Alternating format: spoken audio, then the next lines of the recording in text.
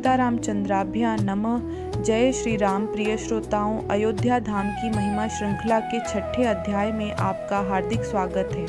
पिछले अध्याय में हमने श्री राम और माता सीता के दिव्य विवाह का प्रसंग सुना। आज हम अयोध्या के उस समय की ओर चलते हैं जब पूरी नगरी आनंद से भर उठी थी। महाराज दशरथ वृद्ध हो चुके थे। उन्होंने निश्चय किया कि अब श्री राम को युवराज बनाया जाए। जब अयोध्या वासियों को यह समाचार मिला तो चारों ओर उत्सव का वातावरण बन गया। घर सजाए जाने लगे, मार्गों को सुंदर बनाया गया और नगर में मंगल ध्वनि होने लगी। हर व्यक्ति के हृदय में एक ही आनंद था, अब हमारे प्रिय श्री राम अयोध्या के युवराज बनेंगे। श्री राम अपने सद्गुणों, विनम्रता और धर्मनिष्ठा के कारण सभी के प्रिय थे। लेकिन प्रभु की लीला कुछ और थी। जब माता कैकेयी को श्री राम के राज्याभिषेक का समाचार मिला, तब उनकी दासी मंथरा ने उन्हें पुराने 2 वरदानों की याद दिलाई। महाराज दशरथ ने कभी कैकेयी को 2 वर देने का वचन दिया था। कैकेयी ने उन्हीं वरदानों को मांग लिया। पहला, भरत को राजा बनाया जाए और दूसरा, श्री राम को 14 वर्ष के लिए वनवास दिया जाए। जब महाराज दशरथ ने यह सुना तो वे अत्यंत दुखी हो गए। वे श्री राम से अत्यधिक प्रेम करते थे और इस निर्णय से उनका हृदय टूट गया। लेकिन श्री राम ने जब पिता की प्रतिज्ञा के विषय में जाना तो उनके मन में न क्रोध आया न शिकायत। उन्होंने शांत भाव से कहा कि पिता का वचन ही उनके लिए सर्वोच्च धर्म है। यही श्री राम की मर्यादा थी। वे चाहते तो अपने अधिकार के लिए संघर्ष कर सकते थे।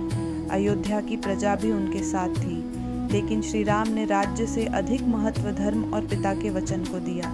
वे माता कौशल्या से मिलने पहुँचे। माता कौशल्या अपने पुत्र के राज्याभिषेक की तैयारी में थी, लेकिन जब उन्हें वनवास का समाचार मिला तो उनका हृदय दुख से भर गया। तभी श्री राम ने उन्हें समझाया, माता, पिता का वचन ही मेरा धर्म है, आप मुझे वन जाने की अनुमति दें।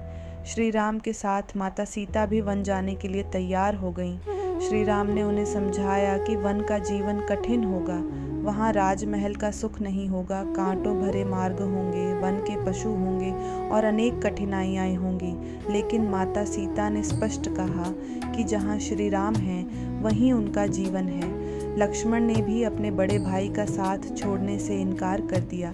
इस प्रकार श्री राम, माता सीता और लक्ष्मण वन की ओर प्रस्थान करने के लिए तैयार हुए। अयोध्या की जनता यह समाचार सुनकर व्याकुल हो गई। जिस नगरी में कुछ ही समय पहले श्री राम के राज्याभिषेक का उत्सव होने वाला था, वही नगरी अब आंसुओं में डूब गई। रथ आगे बढ़ा। श्री राम ने अयोध्या वासियों की ओर देखा। उनके हृदय में सबके लिए प्रेम था, लेकिन उनके चरण धर्म के मार्ग पर आगे बढ़ते रहे। प्रिय श्रोताओं, यही श्री राम की सबसे बड़ी शिक्षा है। धर्म का मार्ग हमेशा सरल नहीं होता, लेकिन वही मार्ग जीवन को महान बनाता है। श्री राम ने हमें सिखाया कि परिस्थिति कैसी भी हो, सत्य और कर्तव्य का साथ नहीं छोड़ना चाहिए। आज के अध्याय का यह प्रसंग हमें अपने जीवन में भी विचार करने की प्रेरणा देता है। जब हमारे सामने अपना सुख और अपना कर्तव्य खड़ा हो, तब हमें श्री राम की मर्यादा को याद करना चाहिए। आइए अब कुछ क्षण प्रभु श्री राम का ध्यान करें। कल्पना कीजिए, अयोध्या की गलियां, सरयू का पावन तट, रथ पर श्री राम, माता सीता और लक्ष्मण और पीछे पीछे चलती हुई अयोध्या की व्याकुल प्रजा। चारों ओर केवल एक ही पुकार, हे राम, हमें छोड़कर मत जाइए। और श्री राम के हृदय से निकलता है, धर्म ही जीवन का आधार है। अब प्रेम से बोलिए, श्री राम जय राम, पाम सीताराम सीताराम सीताराम। हे प्रभु श्री राम, हमें भी सत्य के मार्ग पर चलने की शक्ति दीजिए। हमें अपने कर्तव्य का पालन करने का साहस दीजिए और हमारे हृदय में आपके चरणों के प्रति अटूट भक्ति बनाए रखिए। अगले अध्याय में हम सुनेंगे एपिसोड 7, श्री राम का अयोध्या से वन गमन और सरयू की विरह वेदना। उस अध्याय में हम सुनेंगे कि श्री राम, माता सीता और लक्ष्मण के वन प्रस्थान के समय अयोध्या का वातावरण कैसा हो गया था और किस प्रकार पूरी नगरी अपने प्रिय राम के वियोग में व्याकुल हो उठी। जय श्री सीताराम।